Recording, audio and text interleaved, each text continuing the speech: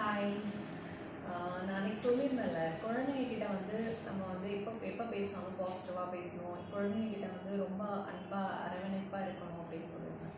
நம்ம குழந்தைங்கக்கிட்ட எந்த அளவுக்கு வந்து ரொம்ப ஹாப்பியாக அவங்கக்கிட்ட வந்து ரொம்ப பாசிட்டிவாக அப்ரோச் பண்ணுறோமோ, அந்த மாதிரி குழந்தைங்களுமே வந்து ஒரு பாசிட்டிவான ஒரு சூழ்நிலையில் வளருவாங்க. நிறைய பேர் வந்து குழந்தைங்களுக்கு மட்டும் அட்வைஸ் பண்ணிகிட்டே இருப்பாங்க. நீங்கள் அது பண்ணுங்கள், இது பண்ணுங்கள், இது பண்ணுங்கள். பட் அதை ஃபஸ்ட்டு நம்ம ஃபாலோ பண்ணணும். அஸ் எ பேரண்ட்டாக நம்ம என்ன பண்ணுறோமோ அதுதான் பிள்ளைங்க வந்து இமிட்டேட் பண்ணுவாங்க, அதை அப்படியே வந்து டூப்ளிகேட் பண்ணுவாங்க. கண்டிப்பாக வந்து நம்ம ஃபாலோ பண்ண ரூமை விட்டு வெளியே வரும்போது ஃபேன் ஆஃப் பண்ணிட்டு வா அப்படின்னு நம்ம சொல்கிறத விட, நம்ம ரூம்லேருந்து வரும்போது ஃபேன் ஆஃப் பண்ணிட்டு வந்தோம் அப்படின்னா குழந்தைங்க வந்து அதை அப்சர்வ் பண்ணி அதை அப்படியே ஃபாலோ பண்ணுவாங்க. எப்போவுமே வந்து நம்ம தான் வந்து குழந்தைங்க நிறைய பேர் சொல்லுவாங்க, எங்கள் அப்பா தான் எனக்கு ரோல் மாடல், எங்கள் அம்மா தான் எனக்கு ரோல் மாடல், எங்கள் பாட்டி எங்கள் ரோல் மாடல், எங்கள் தாத்தா ரோல் மாடல், அந்த மாதிரி சொல்லுவாங்க.